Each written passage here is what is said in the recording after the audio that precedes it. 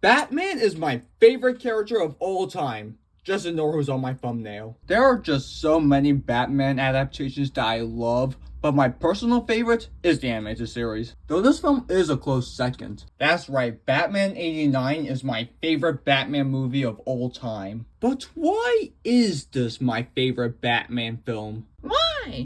Shut up and I will tell you. Now I'll be comparing Batman 89 to other versions of the character, some of which are arguably stronger from a critical standpoint. So if I say I prefer something this movie does over, say, The Dark Knight, just take it with a grain of salt. This is all personal preference. With that out of the way, let's get into it. And spoilers, obviously. A good place to probably start is with the title character. Michael Keaton, in my opinion, is the best live-action portrayal of both Bruce Wayne and Batman. And what makes his performance so enduring is how completely he understands the duality of the character. Let's start with his take on Bruce Wayne. Keaton's Bruce is charming and likable, but there's something always slightly off about him, like his mind is somewhere else entirely. He's present but not fully there. In social situations, he seems to drift in and out. That subtle disconnect perfectly captures a man who is constantly living two lives. There is a quiet mystery to this version of Bruce Wayne that I really love. He isn't flashy or performative, he doesn't lean into the exaggerated billionaire playboy persona that later interpretations would. Instead, Keaton plays Bruce as someone who never quite learned how to exist comfortably in his own world. Even if the mystery around him is obvious by modern standards, Keaton's restraint still stands out. He keeps everyone at arm's length and rarely opens up. When he does, it matters. There's one scene in the film where the mask slips, and because he's so guarded up to that point, the moment hits harder. For me, less is more. And that restraint is exactly why Keaton is my favorite live-action Bruce Wayne. He doesn't over-explain himself, he doesn't monologue about his pain, he simply carries it. As Batman though, oh boy, Keaton is on another level. He is the most awesome Batman ever. He's great in the action scenes, but what really sells me is Keaton's Batman feels genuinely intimidating. He's the only live-action Batman who can somehow smile and still look terrifying. The stiff turns forced by the suit, especially the slow mechanical head rotation, makes him feel otherworldly. And honestly, this is the only Batman suit I ever fully bought into. It perfectly captures the comic book aesthetic while still feeling grounded in the film's gothic world. Every other live-action suit has always looked off to me, but this one strikes the ideal balance between stylization and intimidation. Overall, Keaton's performance is a complete portrait of a perfect Batman for me. But of course, a great hero needs a great villain. What can I even say about Jack Nicholson as the Joker?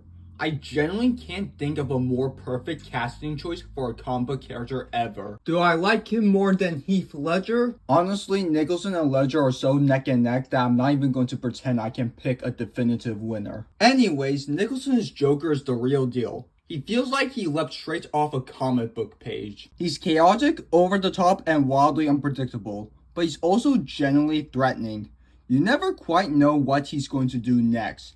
And that unpredictability is where the menace comes from. There are too many iconic moments to count. The scene where the Joker and his goons vandalize priceless art while dancing to the Prince song is wacky fun. Then there's the absurdly long revolver he pulls out of his pants to shoot down the Batwing. Like, how did that fit in his pants? And strangely enough, his most unsettling scenes are the ones where he isn't wearing the white makeup. With that exaggerated grin and regular skin color, he somehow looks even more disturbing. One more thing before I wrap this section up is the film's boldest decision. Making the Joker be the one who killed Bruce Wayne's parents. On the one hand, I believe the person who murders Bruce's parents should be a random thug. The randomness is what makes the tragedy so powerful. It reinforces the idea that crime is senseless and cruel and that Batman is fighting a system rather than seeking revenge against one person. But in this movie, I don't know why, but it doesn't bother me here. I think it's because I like the irony of how they both created each other. So yeah, Nicholson's Joker is the real deal. And while Keaton and Nicholson are clearly the towering forces of the film, the supporting characters and the world around them plays a crucial role too.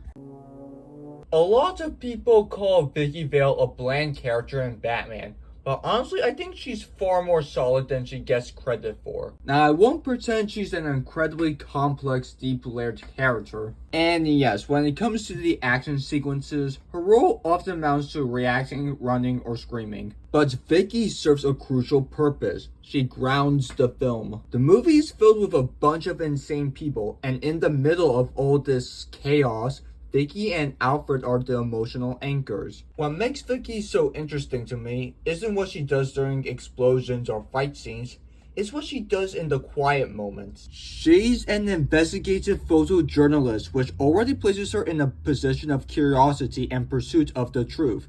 That curiosity naturally extends to Bruce Wayne. Watching her navigate her growing feelings for Bruce while slowly realizing there's something deeper, something hidden, adds an undercurrent of tension to the romance. She isn't falling for a billionaire. She's trying to understand a man who seems emotionally closed off. That dynamic gives their relationship weight beyond a standard love interest role. And she's at the center of the one moment in the film where Bruce truly opens up. But before I get to that scene, I need to address a criticism of this film that I genuinely do not understand. People keep saying that Alfred betrayed Bruce by letting Vicky into the Batcave. What? Did you all forget that Bruce was seconds away from telling her that he was Batman moments before Alfred let her in? He had already made up his mind. He starts confessing, he's building towards it, he's emotionally unraveling in front of her. The only reason he doesn't finish is because the Joker shows up. Alfred didn't betray Bruce, he understood him. Alfred has watched Bruce isolated for years. He knows the toll the double life takes on him. When Alfred brings Vicky into the Batcave, he isn't exposing a secret recklessly. He's recognizing that Bruce wants to let her in, but can't quite overcome the final wall of fear and habit. If anything, Alfred gently nudges Bruce towards something he already decided to do. Okay, rant over. Now, the conversation between Bruce and Vicky in the Batcave is, in my opinion, one of the most overlooked scenes in the film. The dialogue isn't flashy, it's not packed with iconic one-liners, it's awkward, it's subdued, it's human. And that's exactly why it works. Bruce doesn't deliver a dramatic monologue about vengeance. He doesn't make a grand declaration. He struggles, he hesitates, he tries to explain something that can't really be explained. You can feel how foreign emotional vulnerability is to him. For once, he isn't performing as the aloof billionaire or looming as the Dark Knight. He is just a man trying to tell someone the truth about himself. It's the only time in the film where Bruce truly lowers both masks, the social one and the cowl. The emotional barrier he keeps around himself cracks, even if only slightly. So no, Vicky Vale isn't the most action-driven character in the film, and Alfred isn't undermining Bruce's trust. They're the grounding forces that make the larger-than-life elements resonate emotionally. I'm not going to argue that Batman 89 has the most intricate or philosophical, dense themes ever put to film. But the ideas running through it are far sharper than the movie often gets credit for. Beneath the gothic production design and operatic performances, there is a strong thematic backbone holding everything together. The most obvious theme is chaos versus order. Much like The Dark Knight, the film positions Batman as a force of order and the Joker as an agent of chaos. But the key difference, and the reason I personally prefer how it's handled here, this movie doesn't stop to deliver extended philosophical speeches about the nature of chaos. It doesn't verbalize the theme over and over again. It simply shows it. The Joker is loud, flamboyant, impulsive. His crimes are theatrical. Batman, by contrast, is controlled and deliberate. The theme works because it's woven into behavior, not delivered as a lecture. Then there's the theme of corruption, both systematically and personal. Gotham City in this film isn't just crime-ridden, it's rotting from the inside out. Mob bosses run the underworld, officials look the other way. The city feels grimy and morally exhausted. Yes, most versions of Batman explore the corruption of Gotham, but this film adds a subtle layer that often gets overlooked: complicity. There's a scene that perfectly captures this. When the Joker hijacks the airways, people don't panic. They seem almost numb because they're so used to crime. But the moment the Joker announces he's going to drop money on them during the parade scene, everything changes. Suddenly, they're interested in the idea, scrambling to grab some of the cash, ignoring the obvious danger. That moment is crucial. It suggests that Gotham's decay isn't purely top-down. It isn't just mob bosses and crooked officials. The people themselves are seduced by greed. Corruption sustains itself not just through fear, but also indulgence. Finally, and most importantly, there's the theme of trauma and identity. Bruce Wayne's childhood trauma defines him. The murder of his parents fractures his sense of safety and reshapes his entire existence. He doesn't simply grieve, he rebuilds himself around that moment. Batman isn't just a costume, it's a psychological response. But that response comes at a cost. Bruce is emotionally closed off. He struggles with intimacy, he lives in isolation save for Alfred. His identity as Batman consumes him to the point where Bruce Wayne almost feels like a mask, not the other way around. The trauma gave him purpose, but also imprisoned him. Then there's Jack Napier. His transformation into the Joker is also born from trauma, physical disfigurement, and a complete psychological breakdown. But where Bruce channels his pain inward and disciplines it, Napier explodes outward. He embraces madness. He turns suffering into a performance. Instead of imposing control over his trauma, he lets it define him entirely. In a twisted way, they are reflections of each other. Both are shaped by one terrible moment and adopt new identities. But their responses diverge completely.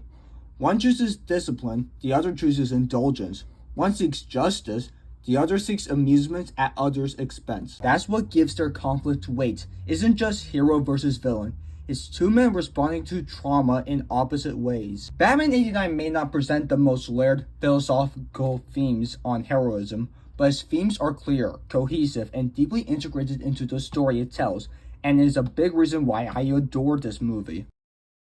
So those are my thoughts on Batman 89. Do I think it's critically better than films like The Dark Knight or Mask of the Phantasm? No. As much as I love this movie, and as much as it hurts that some people don't see it the same way I do, there are Batman films that are stronger on the technical or narrative level. But this is the one I come back to the most. It's the Batman movie I revisit, rewatch, and consistently enjoy. It captures something about the character, the tone, the atmosphere, the mythic quality that just sticks with me. And while there's so much more I could say about this film, I think I covered the points that matter the most to me. If I end up talking about it again, which I probably will, I'll dive into the things I didn't get to this time. As for what's next, I'm still figuring that out, so if you have any suggestions, I genuinely love to hear them. And as always, stay tuned.